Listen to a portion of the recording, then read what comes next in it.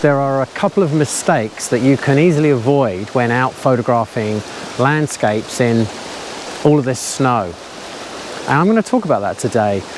Today's location is fantastic. I've never been here in the winter when it's covered in snow like this, so very excited to be here and explore. Let's get going.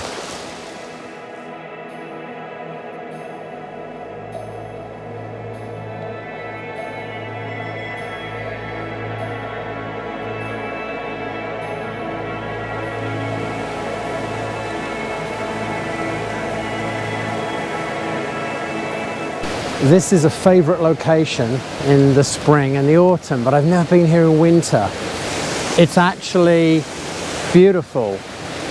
There's nobody here. I've got the entire place to myself. There's a lot of deep snow. We've had a lot of snow over the past few days, although today it's actually quite warm. It's 1 degree. So all the fluffy snow in the branches, it's all falling off the trees. It's melting, and I'm getting a little bit wet here standing under this tree.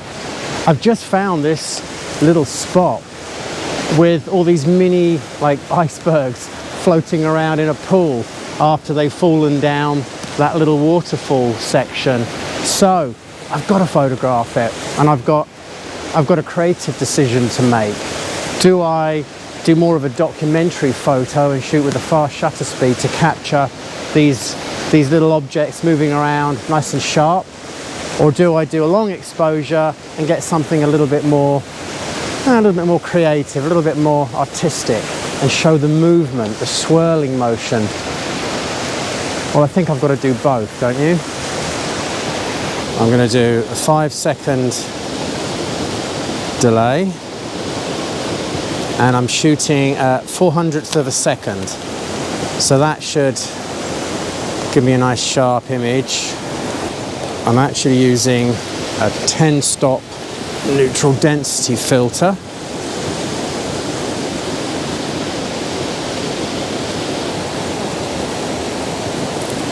In addition to all the wet snow falling from the trees, it's raining and I'm getting very wet. I managed to grab 4 shots of that 400th of a second, 5 seconds, 3 seconds and 1.3 seconds. I didn't have my reading glasses on, so it's hard to see that little monitor. I'm kind of working blind right now because I just can't be bothered to get my glasses out because it's just so wet.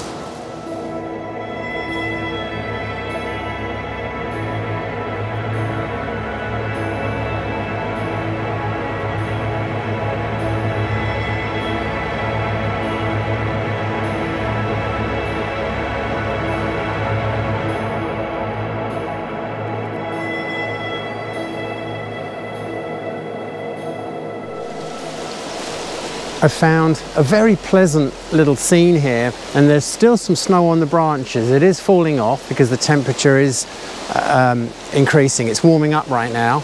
The rain has eased off, which is good.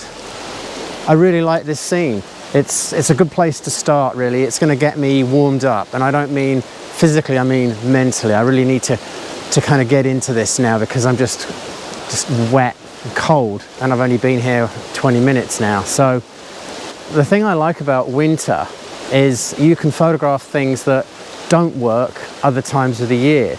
And what I mean by that is this scene in the spring or summer or even in the autumn, there's just so much color and shapes and textures and mess. There's grass and plants and shrubs and all the trees in the background.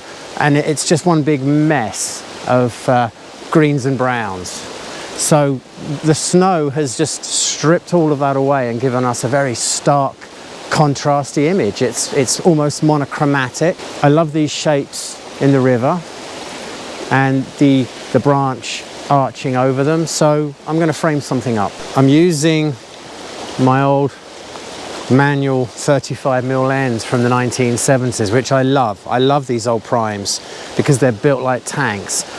Although with all this water covering everything, I'm not sure this one's weather sealed.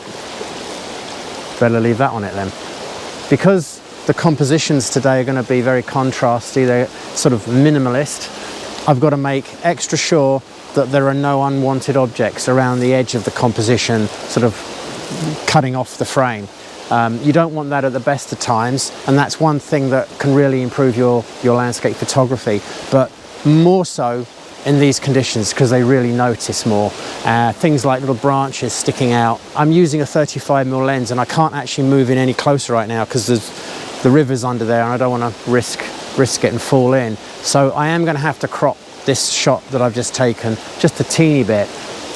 There's a dog hair on there, and also a couple of these little twigs that are on the edge of the frame. Nobody's going to know if I clone those out, will they?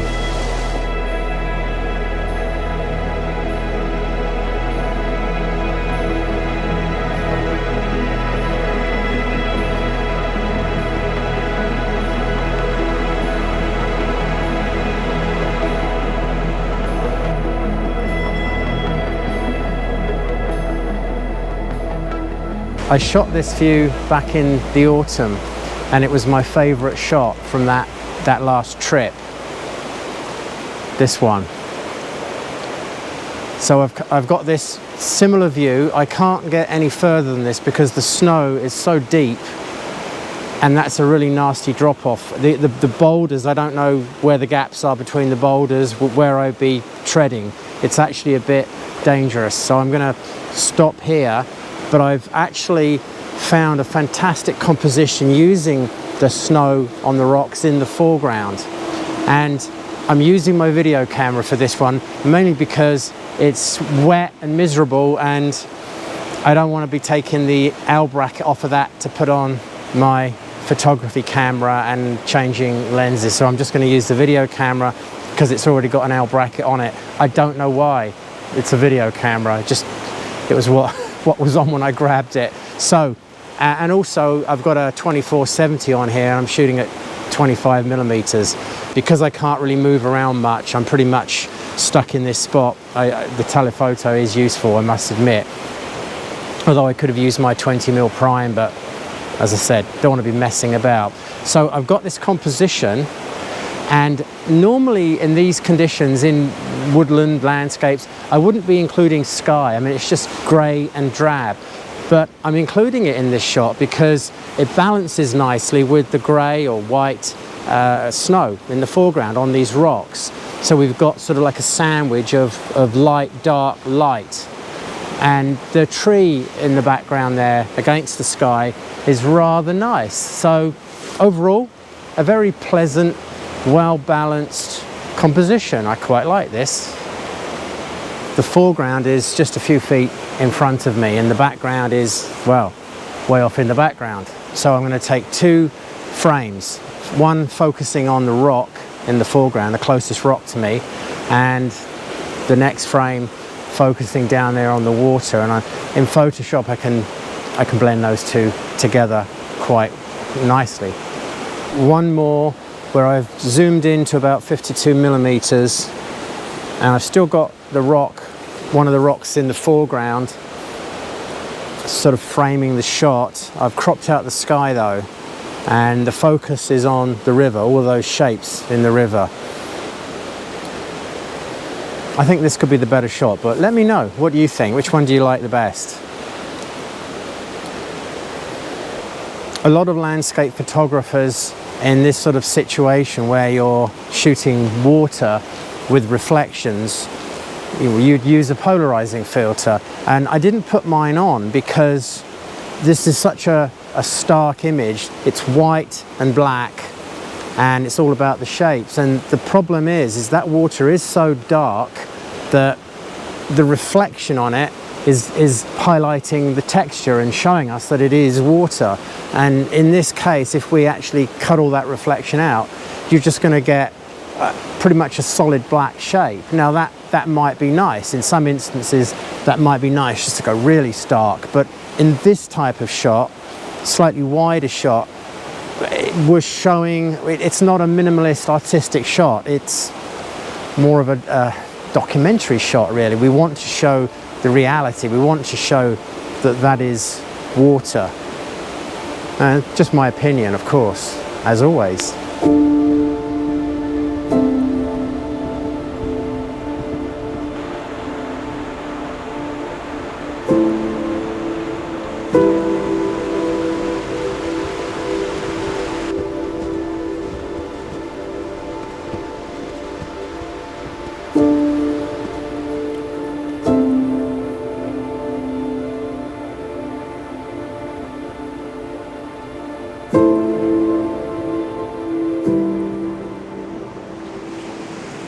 my plans aren't working out, well, as planned. It's raining, it's actually drizzling quite hard, so you can't really see it, but I'm soaked. Everything's falling from the trees. All my gear is wet. I'm surprised the video camera is even working, to be honest. It's so wet, even though it's weather resistant. It looks like it's been put in the bathtub. Put these soaking wet gloves on because the temperature is actually starting to drop now. It's getting a little bit misty. So one of the main things is, in these bright conditions, even though the sun's not out, it's fairly overcast, it is very bright. And cameras, metering systems do not like this. They go into panic mode and go, what do we do? What do we do? Let's like compensate for this. And they usually overcompensate and you end up with dark images. I shoot everything manual. I know this is a whole debate online. People say, oh, you should use aperture priority, shutter priority, or whatever. Pros do this, pros do that. I don't care. I shoot everything manual because I trained on old film cameras. That's my style. In these situations, I feel that I'm in complete control because I use my histogram to get my exposures right. You've got all sorts of metering options in your cameras, spot metering, center metering, highlight, priority.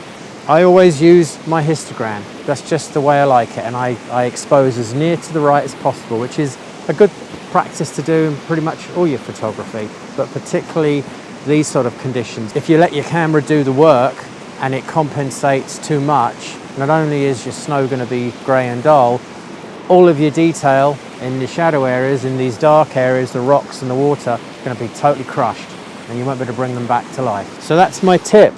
Expose to the right as far as you can and you're in good shape. And the other thing was white balance. I'm shooting manual and I have my Kelvin set to 5500 typically, which is sort of standard daylight color temperature. And the camera's metering system, Nikon's are fantastic, and I'm sure other brands are too. If you've got auto white balance, they're pretty good. But on a day like this, it might be a good idea, if you like to rely on your camera to do a lot of the work for you, is to put it onto cloudy or to daylight. But I know that in these conditions, we're midday, it's quite dark. There are a lot of blue tones starting to come through as the light is dropping, and you get that blue come out. So 5500 Kelvin is okay, but I've just put it up to 6000. What happens is you've got daylight at around 5500, you go lower than that, you're going to get cooler tones, you go higher than that, you're going to get warmer tones. So as the light drops in the winter with all of this snow, things get very, very blue. So I just compensate as the day goes on. So I'm at 6000 now, and later on this evening, if I go out in town, I'll be 7,000 or 8,000 Kelvin potentially. So histogram for your exposure, rely on that and not the camera's metering system. And for your white balance, well, you know, if you're shooting raw, a lot of that doesn't matter for the white balance because you can change it anyway, right, in Photoshop or Lightroom. But it's nice to get it as right as you can, as near correct as you can. 55 to 6000 Kelvin is a good point midday, and as the light lowers, just increase that. Just experiment. Okay, all this wet starting to freeze, I think. Horrible.